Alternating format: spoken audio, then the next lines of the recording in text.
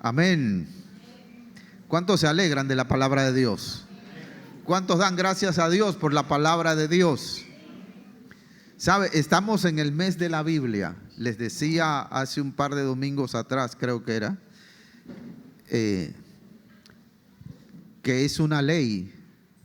El mes de la Biblia se celebra en Panamá por ley. Es una ley que autoriza incluso a las autoridades a que puedan celebrar el mes de la Biblia durante todo el mes de septiembre de diferentes maneras y apoyar a las instituciones eclesiásticas que así tengan a bien hacerlo para que puedan celebrar el mes de la Biblia. Doy gracias a Dios, estuve involucrado en ese logro.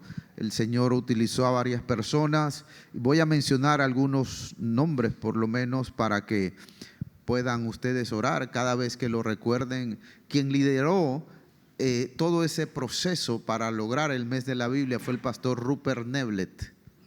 Rupert Neblett, que en ese momento era el director de las sociedades bíblicas en Panamá, Sociedades Bíblicas Unidas en Panamá. Yo era el presidente de la junta directiva y también se involucró un grupo de diputados que apoyaron esa ley, la prohijaron y batallamos por varios años, entre esos sin distingo de partido, tanto de gobierno como de oposición, y la apoyaron hasta que finalmente se logró. Hubo apoyo de diferentes grupos, repito, que hicieron que se lograra el mes de la Biblia. Y cuando usted recuerde eso, ore por ellos a Dios, por toda esa gente que se involucró para que hoy con libertad y de manera oficial podamos celebrar el mes de la Biblia, aunque el día de la Biblia son todos los días. Amén. Así que recuerde eso, no lo olvide, porque la Biblia es la palabra de Dios. Lo que hoy voy a compartir con ustedes lo he titulado Dios la usa. Dios la usa. Una declaración que de manera inmediata uno se pregunta ¿qué? ¿A quién usa Dios? Vamos a la segunda carta del apóstol Pablo a Timoteo. Vamos a avanzar en ese capítulo 3 y vamos a ver los versos 16 y 17. Dice así el texto: toda la escritura es inspirada por Dios y es útil para enseñarnos lo que es la verdad y para hacernos ver lo que está mal en nuestra vida. Nos corrige cuando estamos equivocados y nos enseña a hacer lo correcto. Dios la usa para preparar y capacitar a su pueblo para que haga toda buena obra. Esta carta es del apóstol Pablo a su discípulo Timoteo, a quien en algún momento él llama hijo en la fe. Ese hijo que él tomó como discípulo muy joven, ha crecido, y en el momento en que él le escribe esta carta, Timoteo es pastor en la iglesia de Éfeso. Por la otra parte, Pablo está encarcelado, está vulnerable, está anciano ya, y le escribe esta carta a Timoteo. Algunos dicen que sacada de su mismo corazón, a ese joven que es la generación siguiente que le va a reemplazar a él y que él quiere seguirlo capacitando hasta los últimos días de su vida. Ojalá todos lo hiciéramos de esa manera. Ojalá todos tuviéramos discípulos y ojalá todos nos ocupáramos de capacitar a otros para que siga la fe nuestra. Ojalá que sea así. De tal manera que él escribe esta carta a Timoteo porque anhela verlo y para seguir instruyéndolo hasta el final, en medio de la enseñanza maravillosa que tiene esta carta, porque es una carta maravillosa. se encuentran estos dos textos que hoy vamos a revisar y ojalá hagamos nuestros para enriquecernos aún más.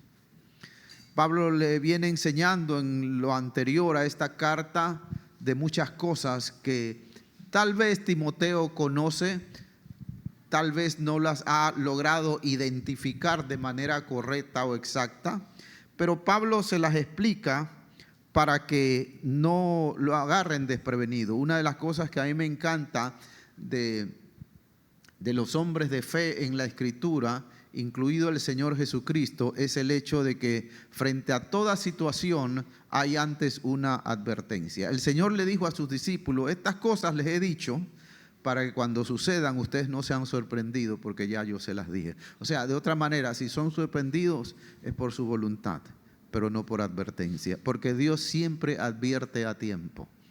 Y es lo que Pablo también aquí está haciendo.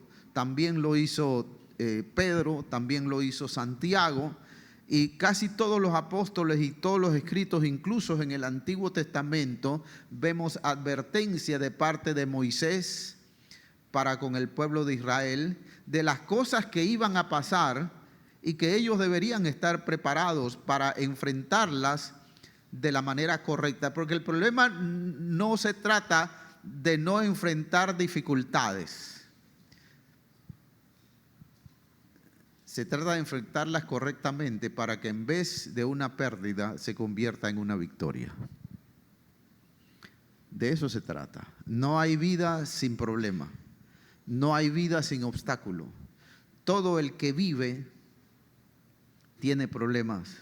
Me preguntaba hace poco tiempo un padre que tuvo problemas con uno de sus hijos, con una hija específicamente, y me decía él: tengo pena de contarte esto porque tú me lo advertiste hace tiempo y sin embargo me pasó y tengo pena.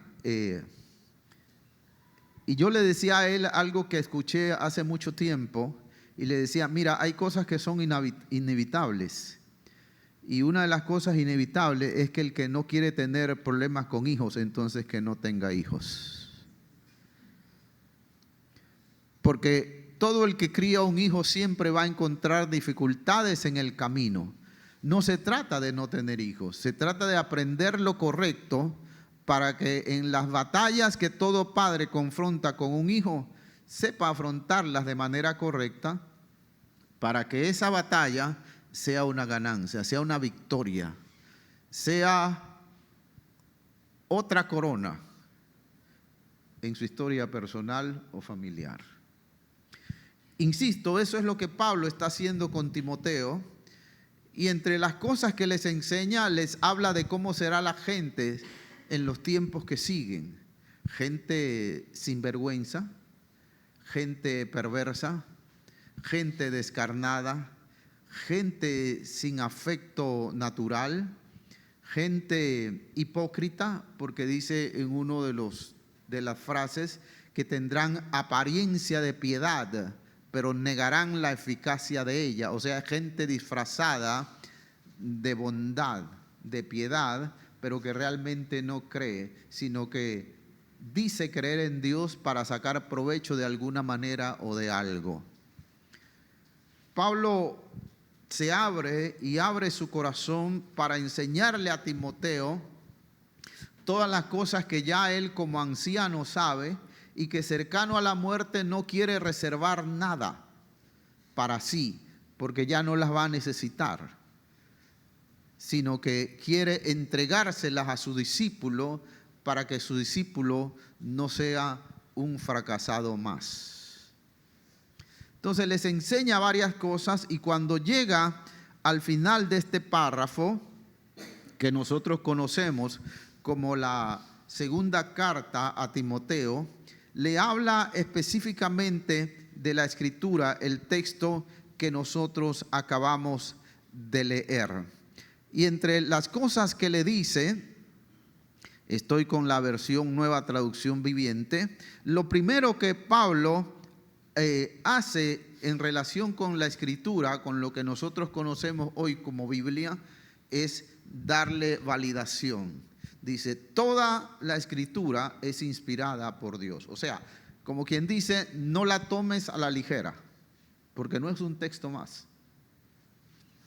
Es una palabra que Dios inspiró en hombres y mujeres a través del tiempo para darse a conocer en medio de la humanidad de todas las edades. Toda la palabra es inspirada por Dios. Y cuando habla de toda, también incluye para quienes dicen, y que posteriormente, claro, por revelación, Pablo tal vez era consciente, tal vez no lo sabemos, porque la Escritura dice que en parte hablamos y en parte profetizamos. Y también nos enseña que algunos profetas dijeron cosas que ni siquiera sabían lo que estaban diciendo. Pero era inspiración de Dios para que generaciones futuras no fueran sorprendidas, porque ya Dios se lo había dicho a través de un profeta que ni siquiera era consciente de lo que estaba hablando. No que estaban locos, sino que Dios les dio un tema o una declaración específica para que las futuras generaciones fueran enriquecidas. Entonces, cuando hablamos de la Escritura, Pablo se refería al Antiguo Testamento, en el cual había sido instruido Timoteo, pero también se refería al Nuevo Testamento, a lo que nosotros conocemos como Nuevo Testamento, pero que en aquel momento todavía eran cartas o escritos que circulaban como cartas que se enviaban de una iglesia a otra. Todavía no había sido conformada la Biblia como libro, como nosotros lo conocemos hoy. Eso se recopiló después. Pero ya Pablo entendía que todo eso era inspirado por Dios y que era precisamente lo que iba a sustentar a la iglesia a través del tiempo. De tal manera, repito, que cuando él dice toda la Escritura, incluye el Antiguo y el Nuevo Testamento. Para quienes dicen, bueno, el Antiguo Testamento ya pasó, quienes erróneamente dicen, por ejemplo, que la iglesia reemplazó al pueblo de Israel y que el pueblo de Israel no existe, todas son malas doctrinas, todos son errores. Eso no es cierto. La iglesia no ha reemplazado al pueblo de Israel como tal. La iglesia es la iglesia de Dios, y el apóstol Pablo lo dijo con claridad. Él dijo que Dios declaró que Él vino para hacer de ambos pueblos uno solo, para gloria y honra de su nombre. ¿Sí? No es que uno reemplace al otro o que esté en lugar del otro. De tal manera que, repito, cuando Él habla de toda la Escritura, se refiere a todo lo que nosotros hoy conocemos como Biblia. Toda la Biblia es inspirada por Dios. Pero es interesante que de manera inmediata Él hace saber que lo que Dios inspira siempre será útil. Y esto es algo que siempre debemos recordar. Cuando Dios inspira algo o cuando nos encontremos con algo que ha sido inspirado por Dios, debemos de manera inmediata recordar que eso que Dios inspiró es útil para alguna cosa. Y a partir de allí, entonces, el apóstol Pablo pasa a enumerar 4 cosas que son relevantes para toda persona que cree en Dios, pero más aún que quiere dejar de ser uno más. Porque lo que él está diciendo y lo que va a decir a continuación es algo que no podemos encontrarlo de otra manera. Lo que él está diciendo aquí es que la palabra de Dios es el único medio por el cual tenemos una educación para superarnos de manera integral y total. No lo vamos a encontrar en la universidad, y no estoy hablando en contra de los estudios o de las universidades. No lo vamos a encontrar de ninguna otra manera. Lo vamos a encontrar solamente en la palabra de Dios. ¿Qué es lo que dice Pablo en primer lugar? Dice, toda la Escritura es inspirada por Dios y útil, número 1, para enseñarnos la verdad. Para enseñarnos la verdad. El Señor Jesucristo había dicho, y conocerán la verdad, y la verdad los hará libres. Toda la Biblia nos enseña la verdad. Y es la verdad la que nos va a hacer libres. es la que nos va a enseñar lo que usted y yo necesitamos saber para dejar de ser uno más en el conglomerado de la sociedad global. Para enseñarnos la verdad. Es interesante que cuando el escritor de la carta a los hebreos comienza el capítulo 11 de eso que algunos llaman la galería de la fe, donde habla de hombres y mujeres de fe a través de la historia del pueblo de Israel, comienza con una frase interesante allí. No es la primera frase, pero una de las que sigue, dice: por la fe entendemos. Por la fe entendemos, y luego hace una lista breve de cosas que entendemos por la fe. ¿Y sabe qué? Cada una de esas cosas se ha comprobado que es verdad. Cada una de ellas. En ninguna se ha fallado. Lo que nos indica a nosotros que la fe en el creyente, en la persona, produce entendimiento. Recuerdo siempre a una señora, falleció ya como mi madre. Ella me prohijó desde que me conoció, parece que le caí bien, me vio desamparado, y ciertamente lo estaba. Y me tomó como un hijo y me trataba como un hijo hasta el día de su muerte. Y ella conoció al Señor cuando tenía aproximadamente unos 50 años. Y recuerdo que a partir de allí, en la medida que ella comenzó a integrarse a la iglesia, a estudiar la Biblia y a descubrir todo el caudal de riqueza que hay en la Biblia, siempre ella decía, y lo decía con dolor, decía: no sé por qué perdí tanto tiempo sin entregar mi vida a Jesucristo y sin conocer la Biblia. Y a veces lo decía llorando por todo lo que ella padeció y por todo lo que perdió por terquedad de no entregar su vida a Jesucristo. Y recuerdo una vez conversando con ella, ella me decía Herrera, y me dijo ese día: Herrera, no te descuides.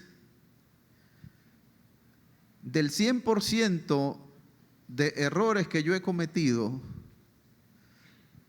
el 99% los hubiera evitado, no los hubiera cometido si hubiera conocido al Señor antes.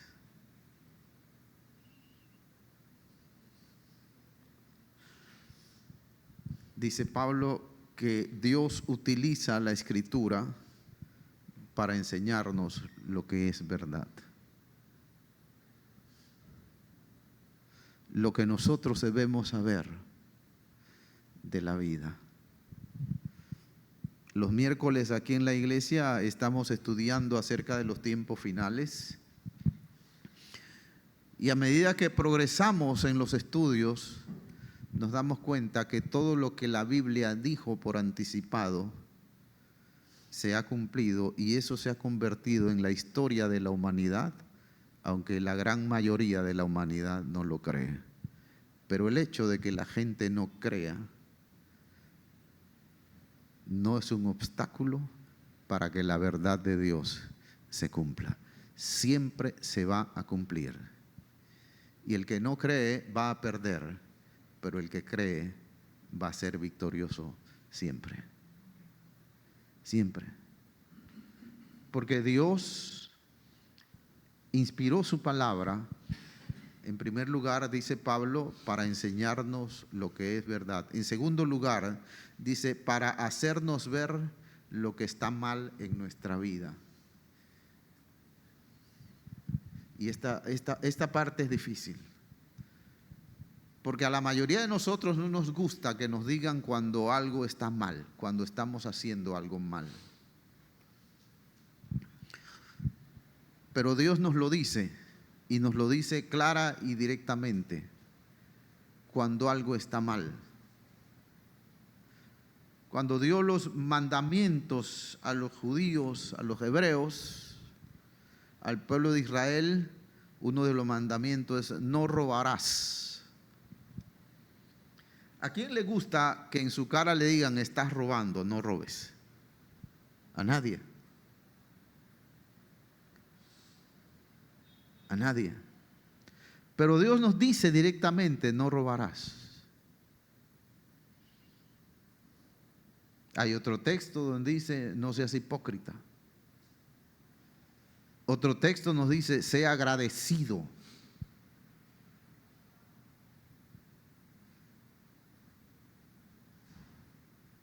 Porque Dios está interesado no en avergonzarnos, sino en evitarnos dolores posteriores. Que lo que está mal vaya siendo corregido, pero que lo que está bien sea afirmado. Porque si yo no estoy robando y descubro que la Escritura me dice: no robarás, entonces yo digo: ok, estoy por el buen camino, voy bien, debo seguir así. Pero si yo estoy robando y Dios me dice, y leo en la Biblia que dice: no robarás, entonces me está dando una oportunidad de enmendar, de cambiar el rumbo de mi vida. Porque una de las cosas que la Biblia tiene no solamente es que advierte el problema, sino que nos dice también cuál es el final de los que practican lo que Dios prohíbe.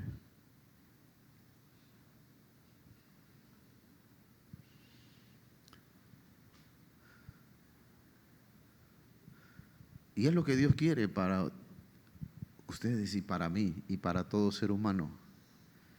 Que nuestra vida sea enmendada, que seamos corregidos, a fin de que aquello que estamos haciendo, que es autodestructivo,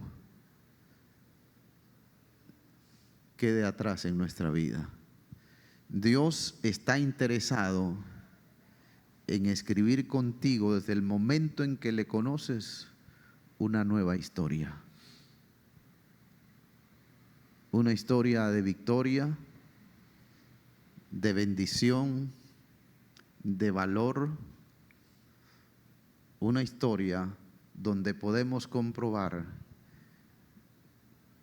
que por encima de nuestro ser, de nuestra capacidad, hay un Dios que todo lo puede, que todo lo sabe, que todo lo conoce, que es eterno, y que si creemos en Él, cuando nuestras capacidades llegan al límite, podemos decirle: Señor, aquí estoy, yo no puedo más, pero tú sí lo puedes hacer, contigo sí lo puedo lograr. Me gusta la historia de David porque él fue sincero con Dios. Me encanta cuando leo ese texto donde David le dice a Dios: Dios, tengo miedo. Mis enemigos son más numerosos que nosotros. Están acostumbrados a la guerra, tienen más armas que nosotros y además son malvados. Tengo miedo. ¿Qué hago?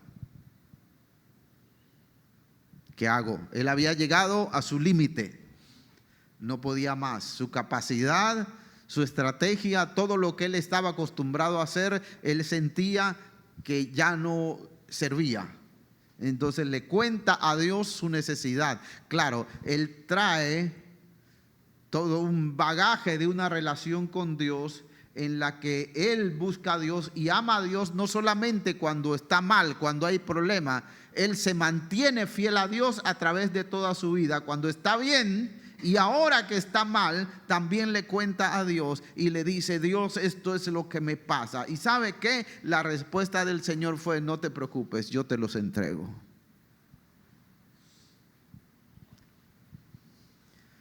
Pablo lo dijo con claridad: no es del que quiere ni del que corre, sino de quien Dios tiene misericordia. La palabra de Dios, dice Pablo, nos fue dada para hacernos ver lo que está mal en nuestras vidas, para que lo corrijamos. Pero también dice Pablo, la tercera cosa, dice que la palabra nos corrige cuando estamos equivocados.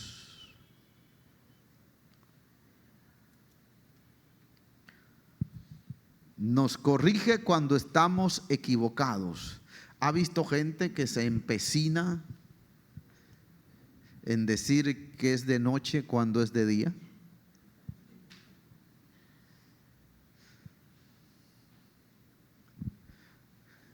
¿Ha visto gente que se empecina en cambiar los colores que están frente a sus ojos y dice, no, eso es negro, esa pared es negra? Yo la veo negra. ¿Y sabe qué? Uno de los errores del presente es que la gente con licencia en algunos países no vive de la realidad sino de la percepción o de la terquedad.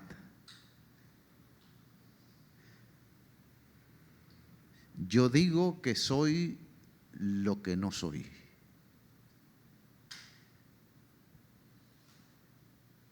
Ayer estaba viendo en YouTube un video, comencé a verlo, no lo pude seguir viendo, de alguien que denunciaba cómo profesionales de la medicina, supuestamente de la medicina, están llevando a jóvenes, sobre todo a jóvenes, a destruir su vida. Y sacaba la fotografía de dos jóvenes que se le transformó el rostro con cirugía plástica. Uno de ellos porque dice que él es un lagarto.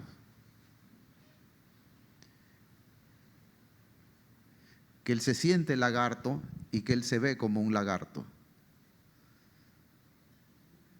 Y un cirujano plástico, por dinero, dijo, sí, yo te puedo convertir en lagarto. Y tiene su rostro destrozado.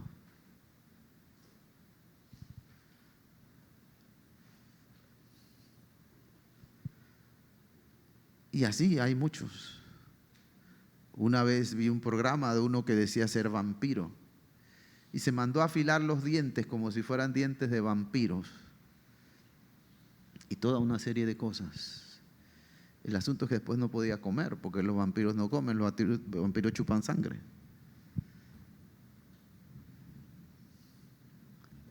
Dice Pablo que Dios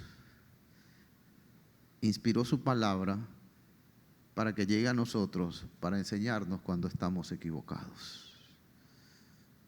Para que usted y yo no seamos uno de los que va por ahí diciendo que es lo que no es. Pero esta provisión de Dios está al alcance de toda la humanidad, de toda la gente, para que no seamos autodestructivos. Hay un alto porcentaje cada vez mayor de niños que han destruido sus vidas, porque cuando eran niños, sus padres los apoyaron, y en algunos casos sus gobiernos de sus países, para que se hicieran una transformación, y hoy están arrepentidos, porque todo lo que se hicieron no fue suficiente y jamás va a ser suficiente, porque no fue lo que Dios hizo para ellos. Cada uno nace conforme a la voluntad de Dios. Usted nació como es porque Dios quiso que naciera así. Y sabe más, usted nació así porque Dios necesitaba a uno como usted en su creación. Usted es voluntad de Dios. Usted no es un accidente. Usted no es casualidad. Usted no es lo que dice la mayoría. Usted es producto de la voluntad de Dios. Y Dios le ama. No importa de dónde venga, no importa qué haya hecho, no importa quiénes sean sus padres, no importa en qué lugar nació, no importa nada. Importa que usted está aquí en este mundo por la voluntad de Dios. Y Dios ama toda su creación.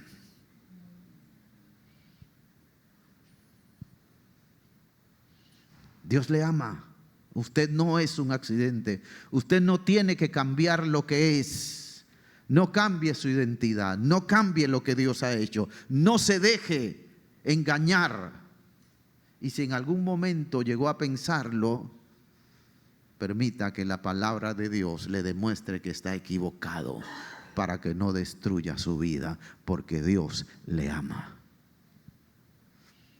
En cuarto lugar, dice Pablo que Dios utiliza su palabra y nos enseña a hacer, Dios utiliza su palabra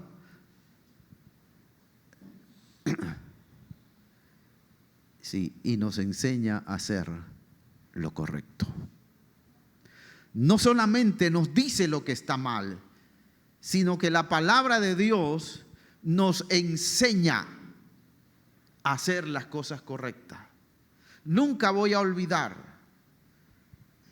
tuve un trabajo secular en una empresa hace muchos años. Nunca me capacitaron para ello, nunca estudié para ello. Entré como, dicho decentemente, como ayudante manual, pero era cargabultos en esa empresa. Pero cuando salí de esa empresa, yo era subgerente de la empresa, una empresa multimillonaria. Y gente iba a la empresa a preguntarnos qué hacíamos para que la empresa estuviera tan organizada y fuera tan productiva con tan poco personal en comparación con otras empresas. En la iglesia donde yo me convertí, conocí al Señor, todos los sábados se hacían seminarios para enseñarle de todo a la gente que quería ir, pero basado en la Biblia. Y recuerdo, me llamó la atención porque por espacio de 2 meses, si recuerdo bien, hace ya mucho tiempo, nos enseñaron a cómo se trabaja con personal basados en la vida de Moisés. A mí me llamó la atención y yo fui. No perdí nada del seminario. ¿Y sabe qué? Cuando me tocó trabajar fue exactamente lo que yo apliqué. Lo que la Biblia enseña de cómo trabajar con recursos humanos a través de la historia de Moisés. Y muchos otros pudieron aplicar lo que allí se nos enseñó basado en la Biblia.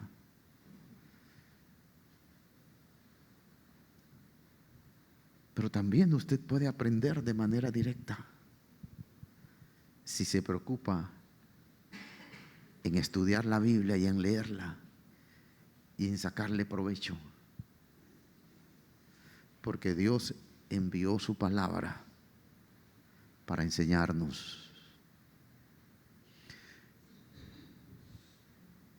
En el verso 17 me encanta, en esta versión, Nueva Traducción Viviente, cómo comienza el verso 17. Dice, Dios la usa, refiriéndose a su palabra.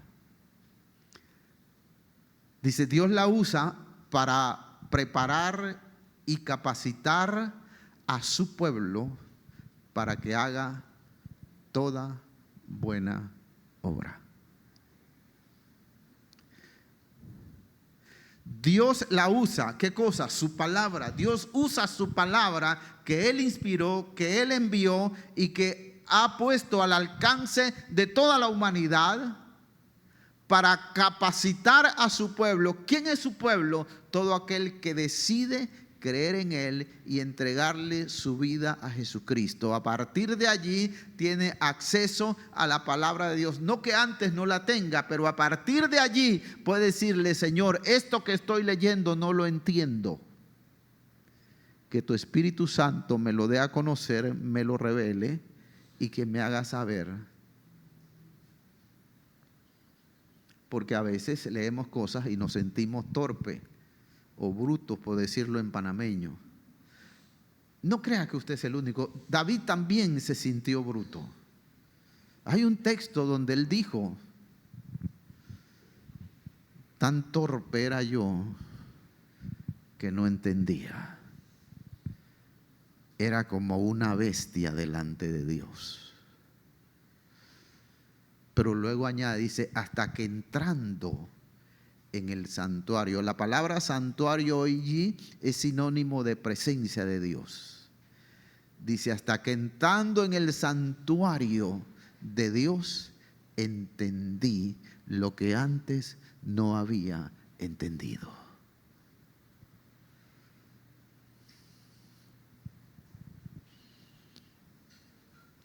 Es cuestión de darle a la palabra de Dios la relevancia que tiene para que Dios pueda hacer con usted y conmigo lo que Él se ha propuesto. Un pueblo de gente diferente, de gente que no depende de la circunstancia, de gente que no depende del apellido, de gente que no depende del ambiente, de gente que no depende de lo que otros dicen, sino de gente que camina por encima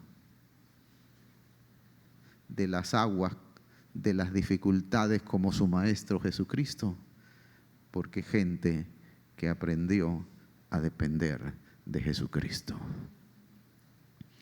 Porque cuando dependemos de Él, tenemos que recordar siempre, no estamos limitados por nuestra capacidad humana, porque podemos echar mano de Él y Él nos lleva más allá de donde nosotros damos con nuestra naturaleza.